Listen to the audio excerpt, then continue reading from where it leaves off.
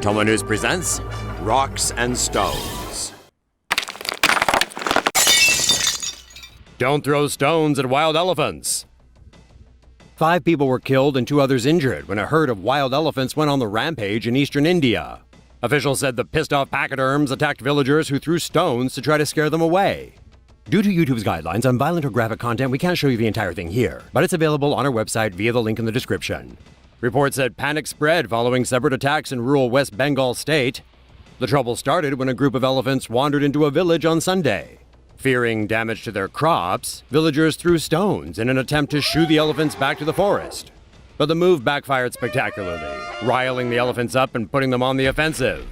A man and a woman, both 60 years old, were trampled to death, while other villagers were gored. Forestry officials were called in and a male elephant died when it was shot with a tranquilizer dart. The other elephants ran back into the forest but later returned with reinforcements and attacked people in a nearby village. A 40-year-old man was picked up and tossed around like a rag doll before being trampled to death. Encounters between people and elephants are on the rise in India due to the destruction of their habitat. Just last month, a wild elephant went on the rampage in the eastern city of Siliguri, but thankfully no one was killed that time. Boys break into Czech zoo and kill flamingo. A flock of flamingos at a zoo in the Czech Republic came under attack by a group of kids armed with rocks. On March 10th at the Jalava Zoo, 3 boys ages 5, 6, and 8 climbed over the zoo's fence and made their way to the indoor American flamingo exhibit. Once in, they gathered wooden sticks and baseball-sized stones and began hurling them at the colony of 60 flamingos. While being pelted with rocks, a 16-year-old male flamingo was then kicked by one of the boys, its leg broken. The boys ran off while the flamingo lay there with severed arteries and its snapped leg, slowly bleeding to death. Several other birds were left bruised, and one sustained serious but non-life-threatening injuries. 2 of the boys were caught after being spotted on surveillance cams shortly after the attack. Local media reports the boys showed no remorse and are unlikely to face charges given that they are minors. Being mating season, the trauma suffered by the birds at this time is particularly problematic. The male bird who died had been a successful breeding piece for the zoo, fathering 8 offspring. The zoo has valued his life at roughly $2,100, a cost the children's parents will likely be ordered to pay. The attack comes mere days after another zoo in the Czech Republic announced it would dehorn its rhinos to protect them from poachers, following the murder of a southern white rhino at a zoo in France last week. Who knew zoos would have to protect their animals from children too? As the old saying goes, sticks and stones may break their bones, but it doesn't take some kids long to become jerks. Man squeezes out salivary stone from his tongue. A video of a man squeezing out a salivary stone from his tongue is probably the most disgusting thing you'll see today. The footage was taken in Manama, Bahrain, by a man who'd been experiencing a pain underneath his tongue. According to his doctor, it was due to a blockage in the sublingual gland, a major salivary gland located in the mouth. Salivary masses form when calcium phosphate and calcium carbonate in your saliva crystallize and form stones that can be a few millimeters to a couple of centimeters. After several days of discomfort, he woke up one morning and felt something hard under his tongue. That's when he went to the bathroom, flexed his tongue, and a stone about an inch long came out. Breakfast anyone? Assholes topple iconic rock. The moment a landmark rock formation was brought crashing to the ground by 3 brain-dead morons has been captured on video. The iconic and much-loved sandstone pedestal at Cape Kowanda in Oregon was known as the Duckbill. It was shaped by thousands of years of erosion, but it took just seconds for this group of dicks to destroy it for kicks. Oregon State Park officials originally thought the rock had crumbled by itself, but eyewitness David Callas saw as many as 8 people trying to topple the rock. When the dust cleared, Callas said he ran over and confronted the group.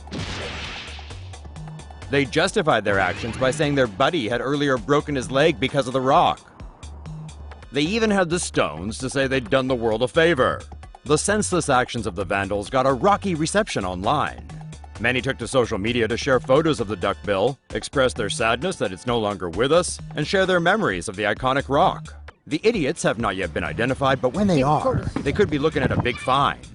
Let's hope the law comes down on them like a ton of bricks. This footage of a humongous boulder tumbling down a Taiwan mountain and almost striking a passing car went viral almost immediately after it hit the web. But what many people don't know is that there is another, much larger rock still teetering on top of the mountain. The second boulder is dangerously close to tumbling down 150 meters into about 75 homes and shops below. It weighs about 2,000 tons, which is roughly the equivalent of 200 African elephants.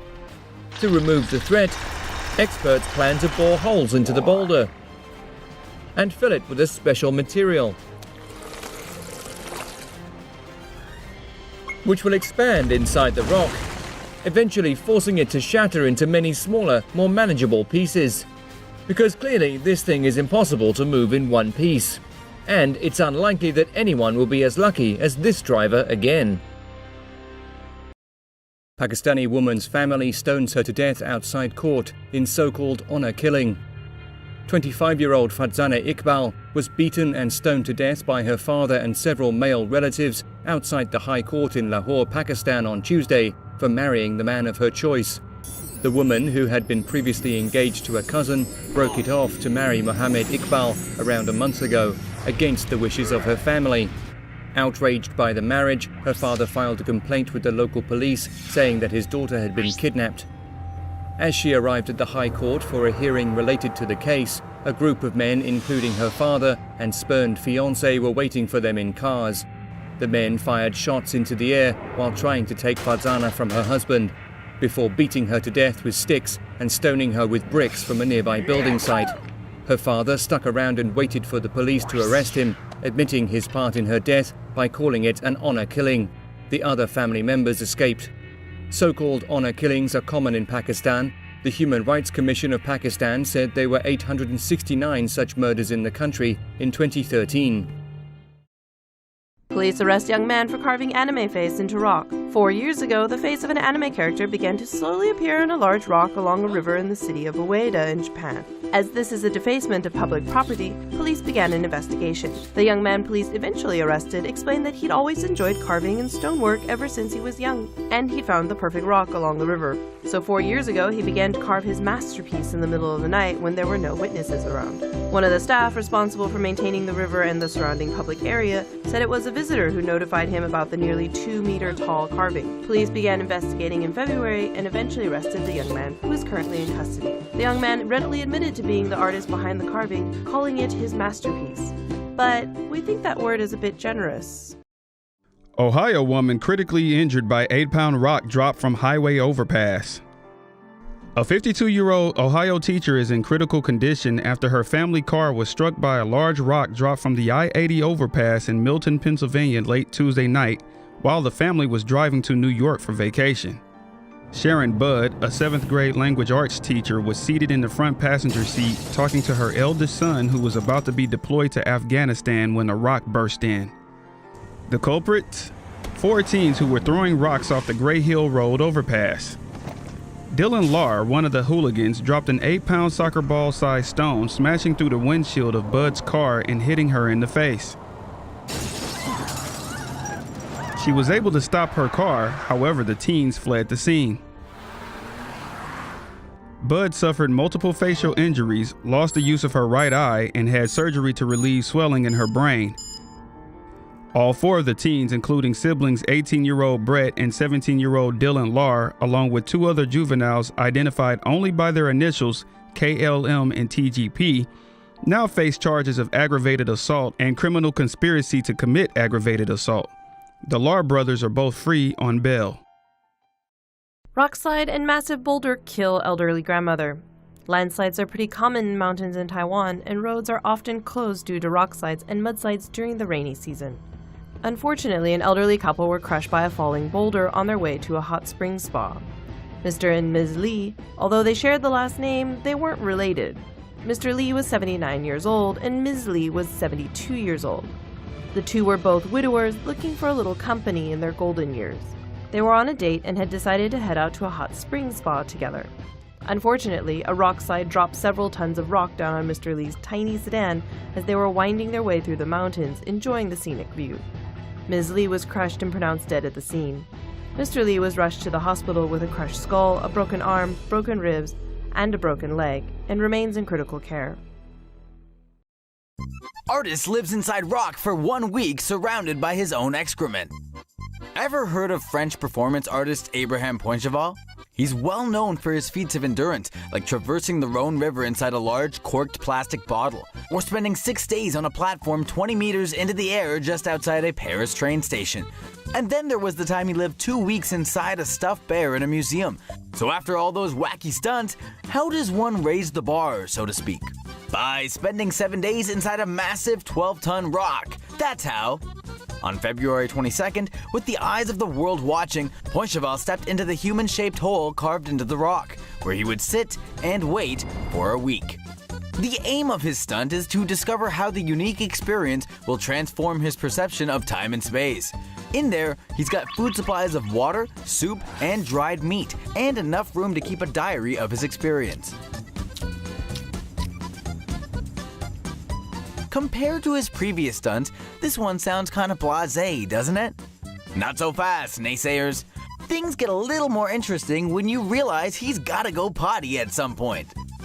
Poincheval will be using water bottles to collect his pee, and there's a container for him to tend to his bigger business. TomoNews fan Snowmons had a great idea for how to spice up the stunt, so here you go, Snowmons. Instead of eating soup and jerky, what if Poincheval ate only burritos and laxatives? What an explosive twist that would have been.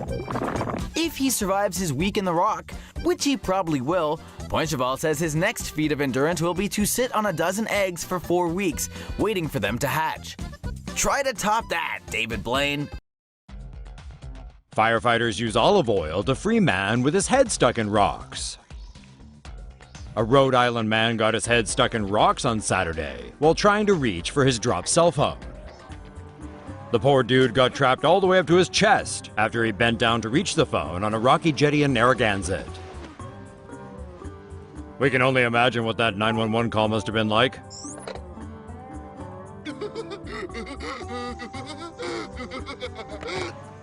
Firefighters tried for over 2.5 hours to pull the guy out, but to no avail. Then they got a bright idea. They greased the man in olive oil and were then able to free him. He's in the hospital but is said to be okay. A local fire captain told WJAR NBC 10 that they've had similar cases to this in the past involving animals, but never a human. Well, guess there's a first time for everything. Incredible images have surfaced of the trail of destruction wrought by a huge boulder which tore through a farmhouse in northern Italy. On January 21, a landslide sent at least 2 giant rocks tumbling into a valley in Ronchi di Termerno, causing millions of dollars worth of damage.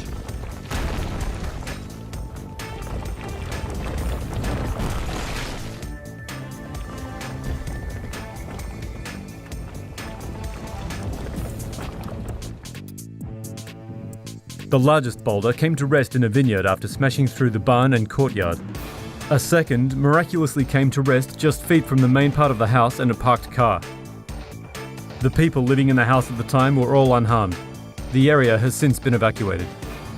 It is believed that a rock tower collapsed, sending the boulders into the valley below. Italian geologists believe more rocks could still break loose from the cliff. An unemployed man in his 30s was arrested on Tuesday and charged with attempted murder. Masanori Kimura stands accused of throwing stones at 9 cars and injuring 1 female driver. The injured victim, a woman in her 40s, was driving a car on the Saitama Prefectural Highway in Japan early on Tuesday when she passed a man on a scooter riding in the opposite direction. That rider suddenly threw stones at her car. The rocks broke the car's windscreen, spraying shattered glass inside the car and slightly injuring the woman's face.